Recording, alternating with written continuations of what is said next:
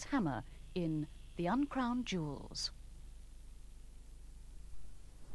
Good evening, ladies and gentlemen. The jewels of the Duchess of Windsor, Lot 1, and I'm bid 370,000, 400,000 on the telephone link with New York.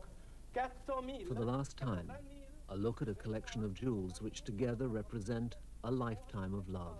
With New York at 450,000, 480,000. The Duke of Windsor's gifts to the woman he wanted more than a crown. The intimate secrets of their relationship expressed by inscriptions on the jewels given in the early years. And photographs and memories of the royal heritage the Duke renounced with his throne.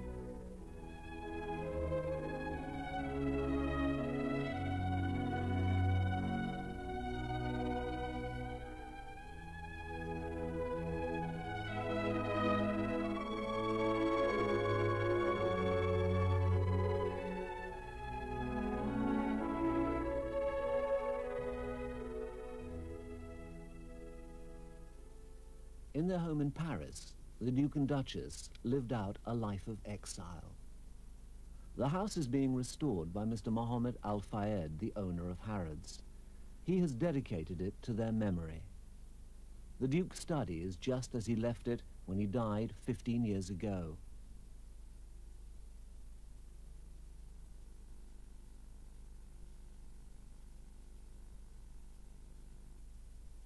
A photograph of him as king before they were married.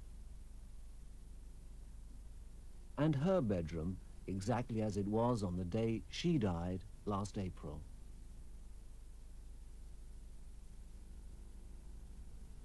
All their lives they kept scrapbooks. The world was fascinated by them, and they were obsessed with each other. He said she was the perfect woman. I've danced with a man who's danced with a girl who's danced with the Prince of Wales. It was simply grand, he said, talking band, and she said delightful, sir. Frida Dudley Ward was one of the young prince's lovers. Thelma Furness another. Both were married. Mrs. Wallace Simpson had been married twice when he met her in 1931. She was an American from Baltimore. The prince's father, King George V, had her past investigated. He concluded she was totally unsuitable to be queen. By 1934, the couple were taking holidays abroad together, and the prince started giving her jewels. First, a charm bracelet, each piece inscribed with an intimate message. The inscriptions tell us a lot about the relationship. This adoring relationship that the king had for Mrs. Simpson, that's expressed in those letters as well. These expressions that he used more and more, Enum, these little private words to each other. And it must have been extraordinary to think that she went out in society as another man's wife with her husband, and yet next to her skin was a jewel which carried this very personal and private inscription. It was when Mrs. Simpson was seen dripping with expensive jewels that London society really began to gossip. They could only have come from the prince, but the insurance premiums were paid by Mr. Ernest Simpson, her husband. Walked right in and drove the shadows away. Love walked right in and brought my sunniest day. One magic moment and my heart seemed to know that love said hello, though not a word was spoken. Their happiness didn't last. In January 1936, King George V died. The prince had to face reality. He was now king and emperor. High and mighty Prince Edward, Albert, Christian, George, Andrew, Patrick, David. As the new sovereign watched his own proclamation, few saw Mrs. Simpson beside him. No one knew he wanted to make her his queen. Not even Mrs. Simpson was convinced, but the king was determined. To prove it, he showered her with jewels. A diamond bracelet with 40 cushion-shaped rubies, and an inscription in his own hand which implored her to stay. More Burma rubies in a matching necklace. The stones were gifts from Indian Maharajas when he was heir to the throne. This is the necklace in the sale, but the jewelry experts were not convinced that this was the king's original present. But you know, this was inscribed in 1936. This marvellous ruby necklace which she gave her on her 40th birthday.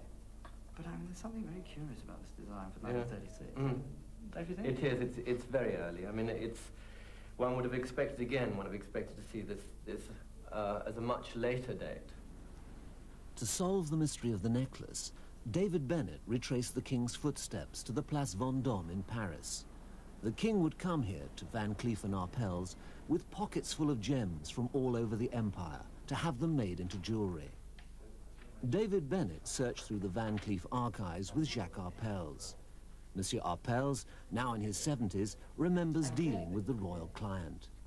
And there in the archives were the original hand-drawn designs for Edward's gifts to Wallace, as Prince, as King, and as Duke of Windsor.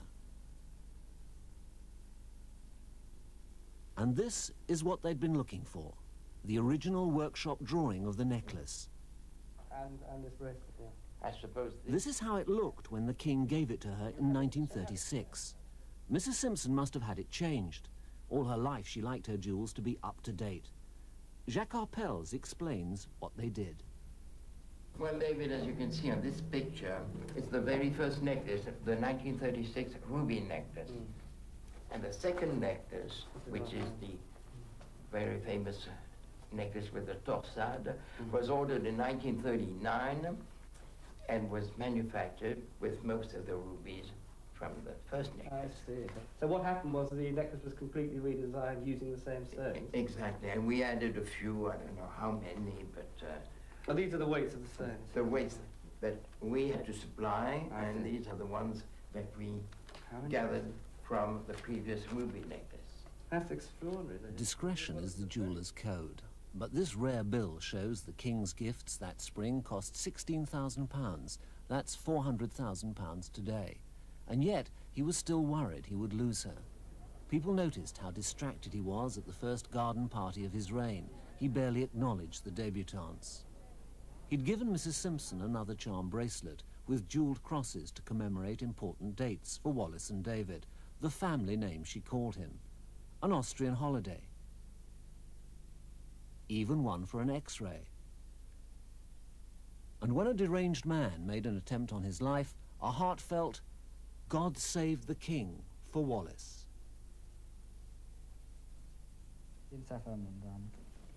Some of the inscriptions were less obvious. David Bennett brought in historian John Culm, who had studied their letters. The lovers used code words. "We" meant Wallace and Edward. "Enum," their own invention, meant small or pathetic. One inscription didn't make sense immediately. What did the King's Cross mean? Was it his special cross for her, or was he annoyed because they couldn't be together so much now he was king? The King's Cross... There's no apostrophe. No, there isn't. Well, that doesn't matter. Their punctuation wasn't their strong point. No, but I mean, it would be clear that since it's a transcription, if he had meant it to be King apostrophe S, he would have written it like that. No. You don't think so? No, you haven't read the letters as well Oh, as I see, have. yeah. God bless WE13. The King's Cross stumped the experts. Which fits perfectly. The answer is in the dining room of their house in Paris. Soon after Mrs. Simpson was given the cross, she wrote a poem about it. It's inscribed in her own hand in a solid gold notebook, and it proves that His Majesty really was annoyed. King's cross, what shall we do? His purple robe is rent in two. Out of his crown he's torn the gems. He's thrown his sceptre into the Thames. So the King's cross was the cross he had to bear, the royal duties which kept him from Wallace. But that summer they were together. The King chartered a yacht, the Narlin, for a cruise in the Adriatic. The King's public displays of affection were now to cause an international sensation. But not in Britain, where the newspapers didn't publish pictures like this. A gold cigarette case Mrs. Simpson had given the King for Christmas was now returned to the jewellers. It became a record of their travels. Rubies, emeralds and diamonds marked each step along the way.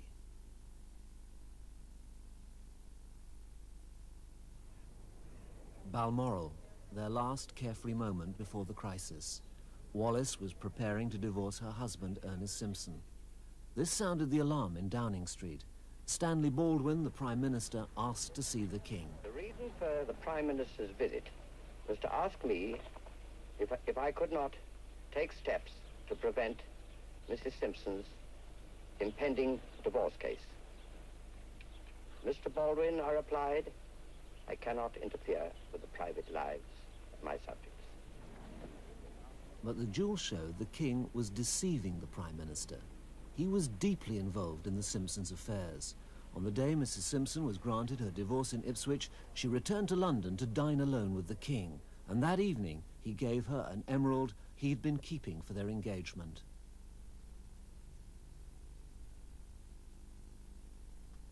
The stone was half of one of the greatest emeralds in the world and had once been worn by an Indian emperor. 3 days later, the King paid the bill. For a regular customer, Cartier had quoted a special price. £10,000 is the equivalent of £250,000 today. In fact, this is not the original setting for the emerald. The ring she wore that night had been ordered well before the Simpsons' divorce. It had also been inscribed, Wallace, we are ours.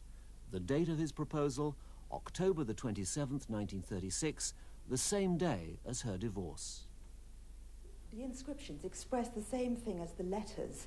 This very sentimental kind of relationship he had with Mrs. Simpson, an adoring relationship, a feeling perhaps more of a son to a mother, a kind of obsession, an extraordinary relationship. And you get the kind of orgasm and frenzy of excitement coming up to the abdication when you get more and more jewels with inscribed on them more and more.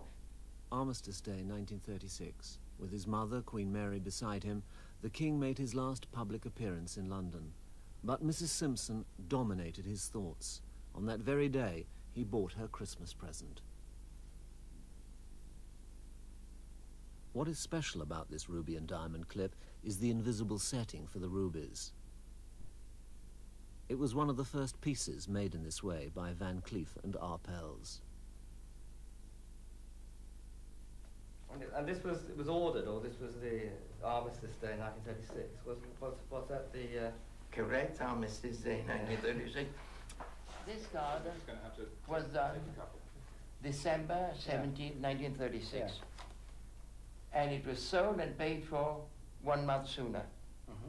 That meant they were in a hurry or in a haste.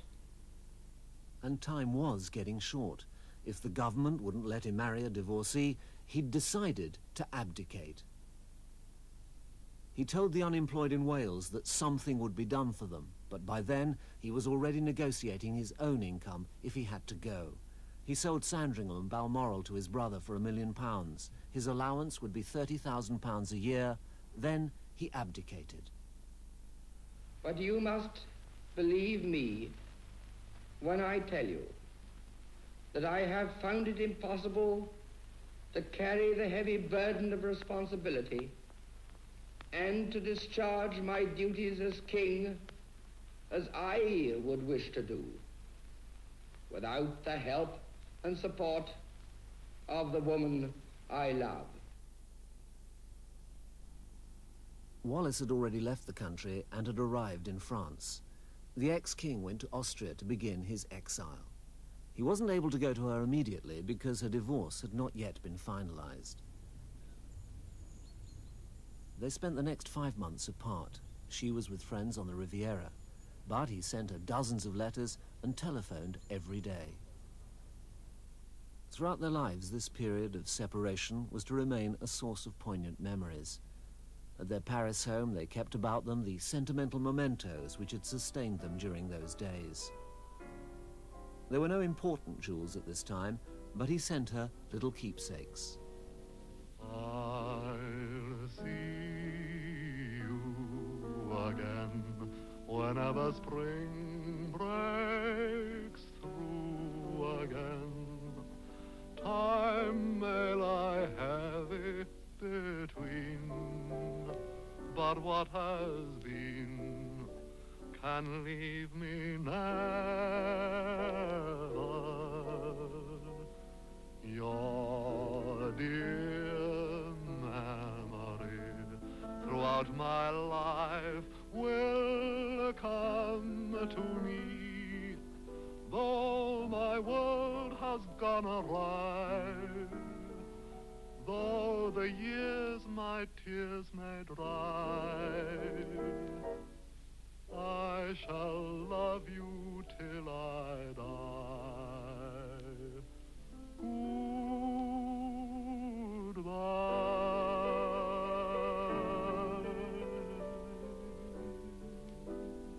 Their favorite dog was a Cairn Terrier called Slipper. Wallis was specially fond of him. From Austria, he sent Slipper to join his mistress, but the dog was bitten by a snake soon after and died. Wallis felt it was an omen. He sent her the gold and diamond medallion to remember the dog. In May, Mrs. Simpson's divorce was absolute, and the newly created Duke of Windsor arrived in France to join his bride. His destination was the Château de Condé, where Wallis was waiting. On June the 3rd, they were married, but the day before, they'd received a devastating blow. His younger brother, now king, had sent word that Wallis would never be granted the title, Her Royal Highness. It would rankle with them both for the rest of their lives. She wore a dress of blue crepe, which became known as Wallis Blue. With it, the jewels most precious to her, the bracelet of Latin crosses. The 8th one, the marriage cross, was now added.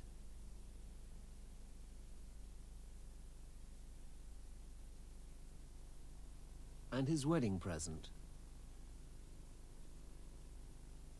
A fabulous bracelet which the Duke himself had helped to design. 45 invisibly set sapphires. And a supple diamond strap.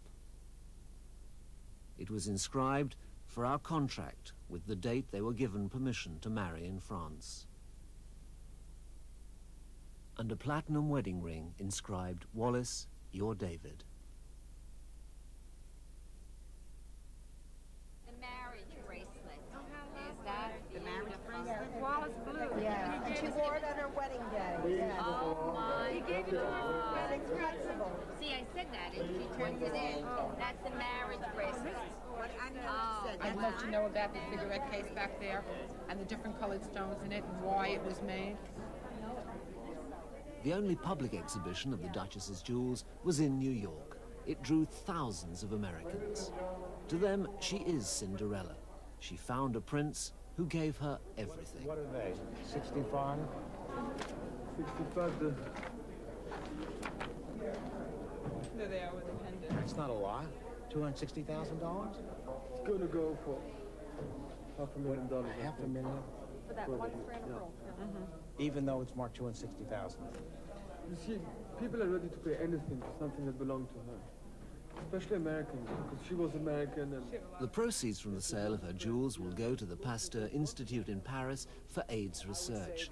The auctioneers will take their cut, but the institute still stands to make millions. So I wouldn't be surprised. 7 million? 7 million. I wouldn't be surprised if it did 15 million. 15 million plus. The engagement ring is being sold as one lot, with its original setting.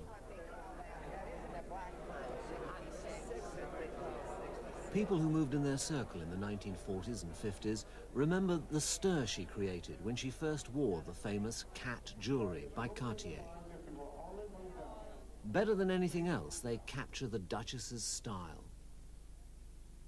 In the years she wore them, life was one long party. With no job to do, they became the uncrowned leaders of cafe society.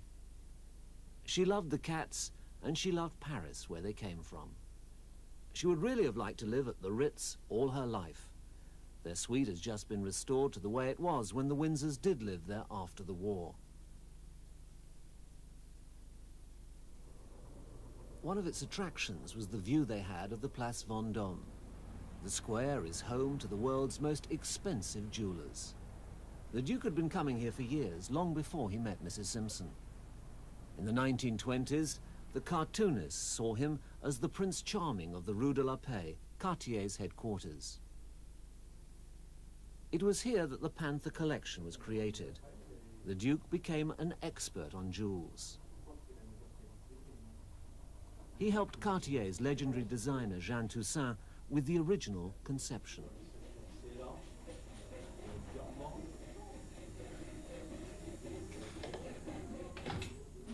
"40 years later, Cartier's craftsmen are still making them. Today there's a production line and no shortage of customers for the style the Windsors inspired.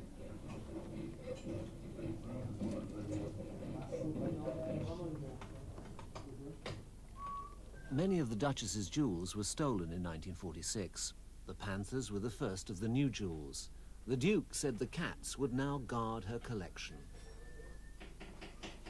They're still created in gold, emeralds, diamonds and onyx, but even these can't match the workmanship of the Duchess's originals.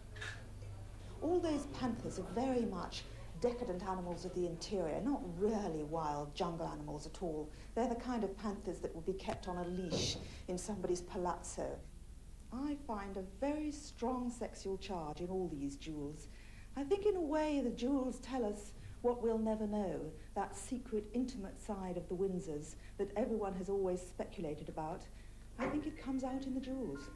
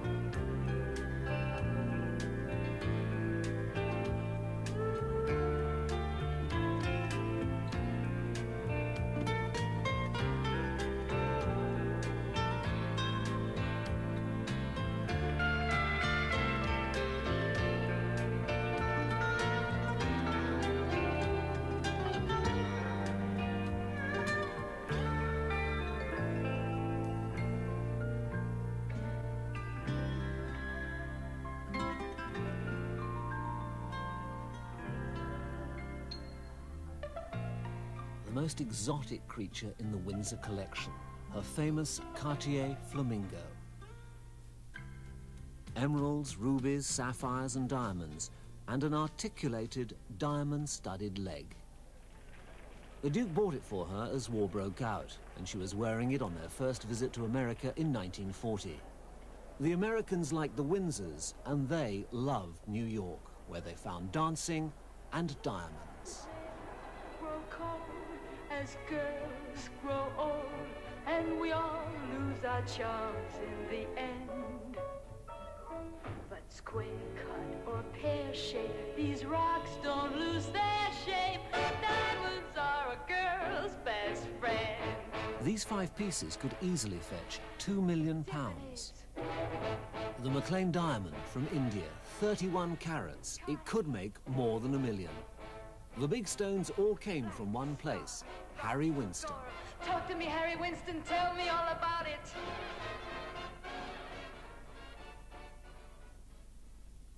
rarest items in the collection, her pair of yellow diamond clips. I don't think at this particular time you could find two canary diamonds of that size and match them. There might be one or two around in the world, but I don't know that they are matched as these two are matched into a pair. Those two stones are unique and could not be found anywhere in the world. You might have a 50-carat diamond of that color somewhere, but you probably wouldn't have a match for it. And the Duchess wrote to Mr. Winston about them, and she said that the canary diamonds are certainly very interesting and, in my opinion, could not be improved upon. And she went on to relate that I can't think of anything I would rather have than these two diamonds, which leads one to pause and reflect if she said that after she met the Prince of Wales. And then she said, I have worn them twice, and they have caused a sensation. What was she like to deal with? Without being offensive, I'd say she was easier on design than she was on price. And she was a terrible stickler on design. Some designs were ahead of their time, and still are. A solid gold evening bag, a 10th wedding anniversary present. Cartier made the bib necklace in October 1945. The stones came from brooches, earrings, and an emerald ring the Duchess had grown tired of.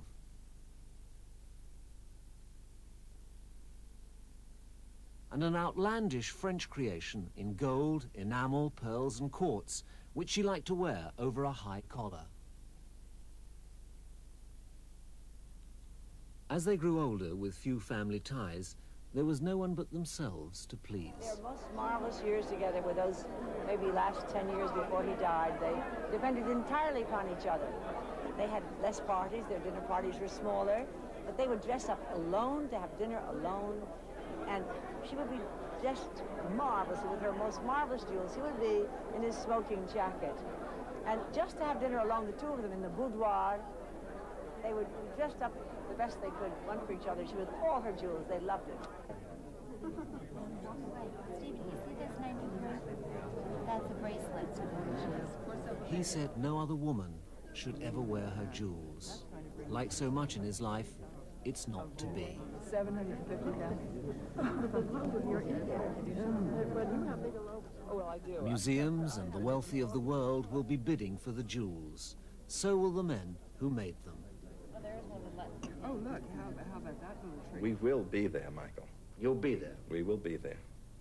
If we are not keen on buying back these items, what would we be interested to buy? The Duchess gave her panther earrings as a wedding present to Princess Michael of Kent. The Princess paid the Duchess a priceless compliment. Her 1980 Christmas card was addressed to Her Royal Highness, the Duchess of Windsor. She kept it till she died. The auction will be in Geneva, one of their favorite destinations, marked by a ruby on the gold cigarette case. In 1939, they stayed at the Beau Rivage, the hotel where the auction will take place on Thursday. When the last of her jewels is sold, only their story will remain. Lot number 70, I started at 350,000, 370,000, 400,000 on the telephone link with New York. 400,000. The candles flicker and dim. You've danced and dreamed through the night. It seemed to be right, just being with him. Now you must wake up. All dreams must end. Take off your makeup.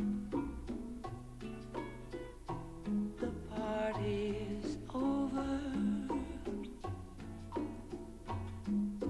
It's all over, my friend. À juger.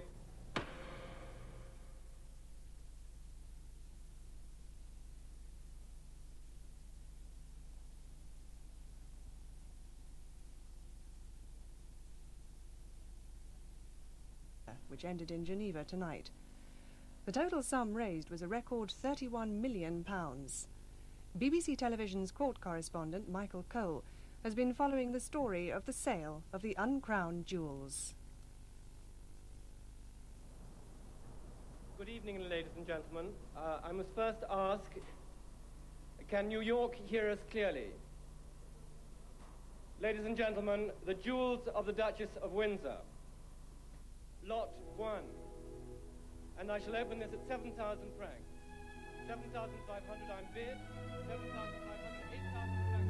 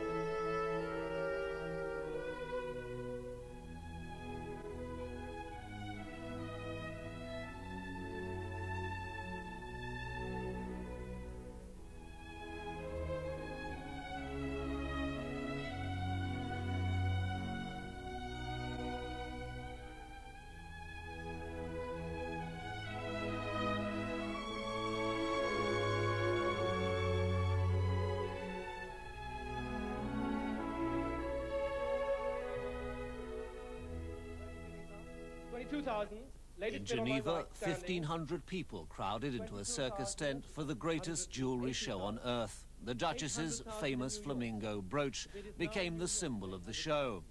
Bidding was in Swiss francs. It made nearly £500,000, 10 times the auctioneer's estimate. In New York, 5th row left, 1,100,000 francs. 100,000, 5th row left, all finished. À juger, 5e rang à gauche, 40,000. A small diamond brooch in the shape of Prince of Wales' feathers gave a hint of even bigger things to come. 210,000. The bidding leapt way above the auctioneer's estimate. 300,000 to the gentleman on the telephone. There was a flurry of competing bids in the room, but the bidder on the phone from America was determined to defeat all comers. 520,000. 700,000. 800,000. 850,000. Thank you very much indeed, sir. For 850,000 then. For 850,000, all finished this time.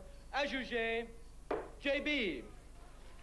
The price in Swiss francs equivalent to £384,000. The initials JB disguised E.T. Elizabeth Taylor, who in the 1960s, with her husband Richard Burton, became friends with the Windsors and went to their mill house near Paris. Miss Taylor said she bought the Prince of Wales brooch out of regard for the Windsors and because of her late former husband's Welsh nationality. She said it was the first piece of jewellery she'd ever had to buy for herself.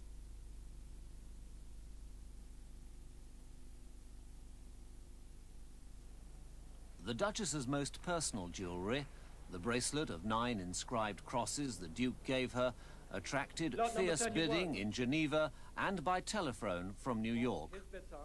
220,000, 240,000, 260,000. On my left. And the solid gold cigarette case she gave him before they were married, and on which were inscribed the journeys they made together, made a price the experts said was amazing. At 400,000 then. Have you finished, madam? Thank you very much then. For 400,000 francs, à juger, 5e rang, à gauche. With the buyer's premium added, the bracelet went for £235,390. The gold cigarette box went for £181,000, 100 times the estimate. Time for the Duchess's cats to make an entrance to this particular three-ring circus.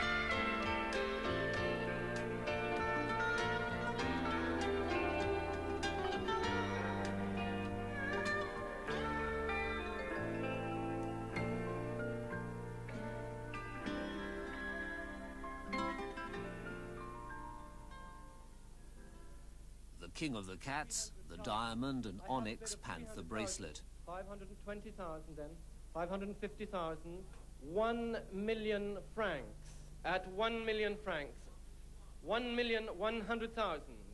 Have you all finished for 1,500,000? Ajugé.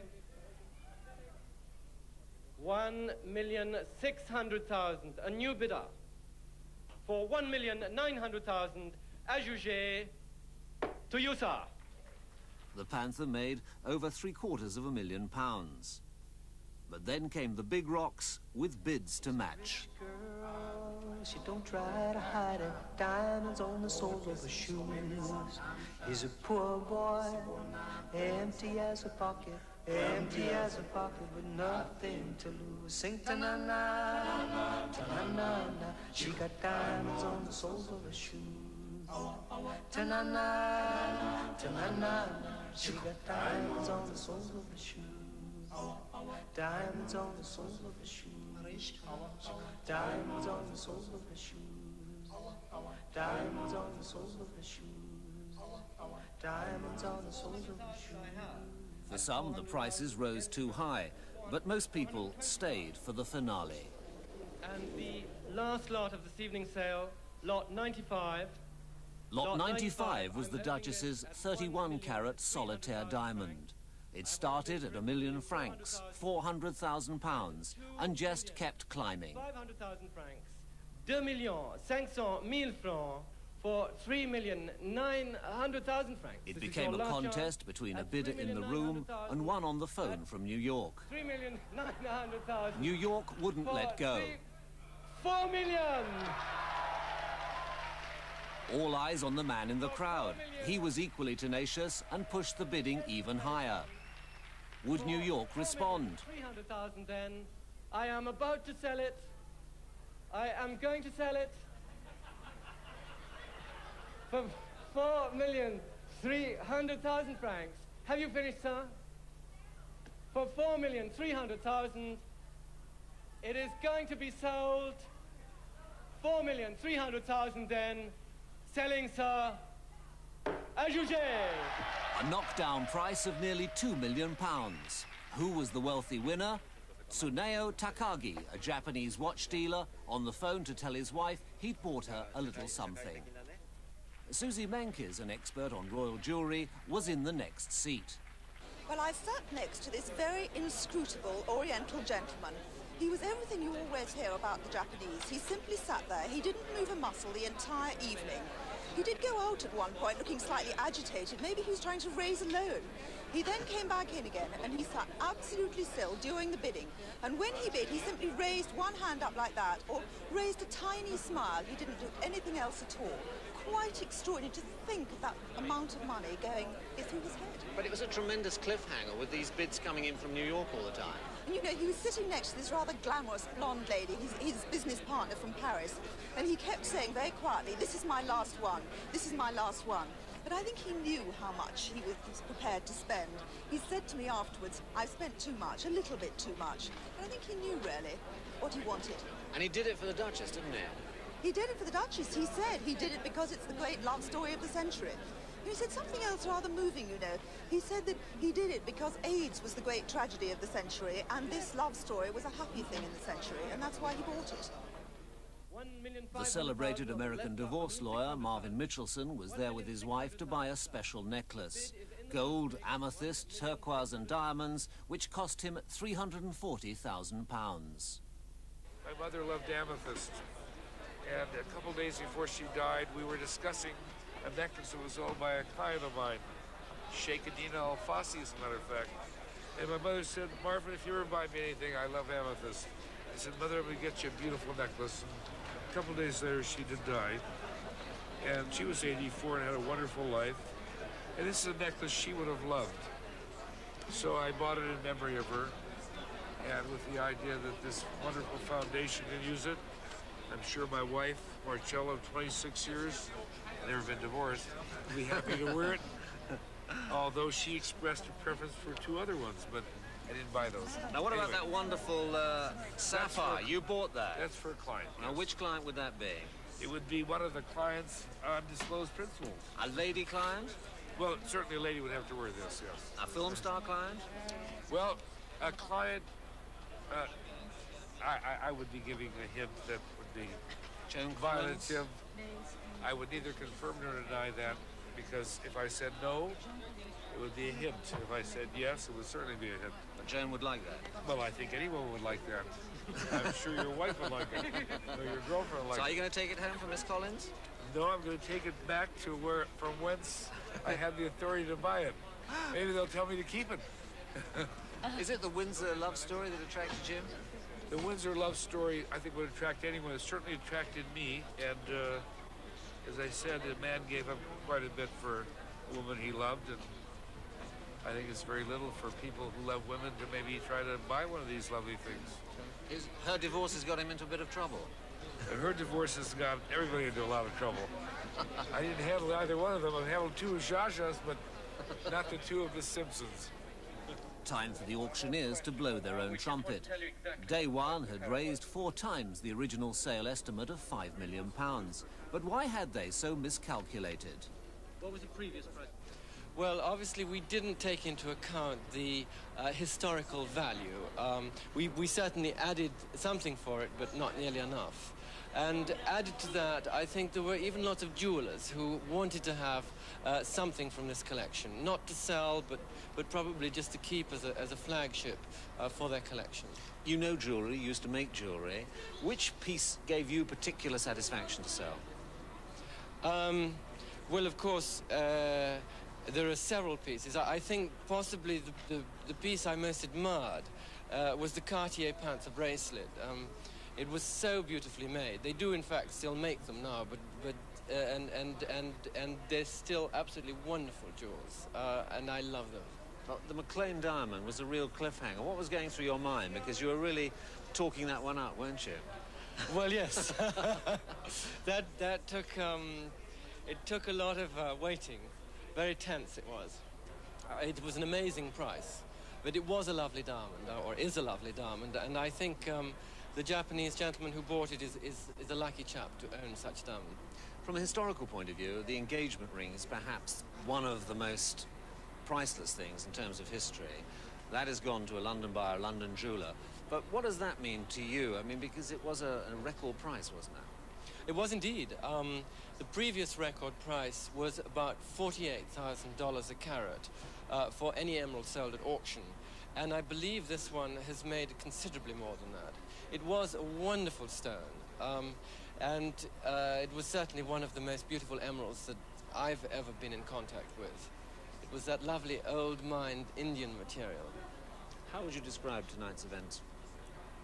I would just describe it as a fabulous sale, the most fabulous sale that I've ever been lucky enough to participate in, and I was just very pleased to be part of it. And when the last lot was sold tonight, the Uncrowned jewels had raised an extraordinary £31 million for AIDS research. The money will go to the Pasteur Institute in Paris, where the Duke and Duchess of Windsor lived and died. Now, only their story remains. A royal chapter is closed. Been going on for years with a United Nations mediator acting as a go-between between the two sides. But this time, the talks are likely to prove decisive. Mr. Gorbachev has made it abundantly clear that he now wants to get his 115,000 troops out of Afghanistan. And if this round of Geneva talks succeeds, they'll start to leave on May the 15th. There is, however, one enormous bone of contention outstanding before that can happen: the nature of the interim government to replace the present Soviet-backed regime in Kabul. The Mujahideen opposition, who are represented in Geneva by the Pakistan government, have waged an 8-year-long war against Russian forces in Afghanistan, and they refuse to share power with the existing Afghan leadership. The Mujahideen are based at Peshawar on the northwest frontier between Pakistan and Afghanistan. They claim to speak for more than 3 million Afghan refugees who've settled along the Pakistan border. There are also believed to be some 2 million refugees in camps along the Iranian border. All of these are victims of the years of fighting since the Soviet invasion in 1979. Throughout this period, the groups which make up the Mujahideen coalition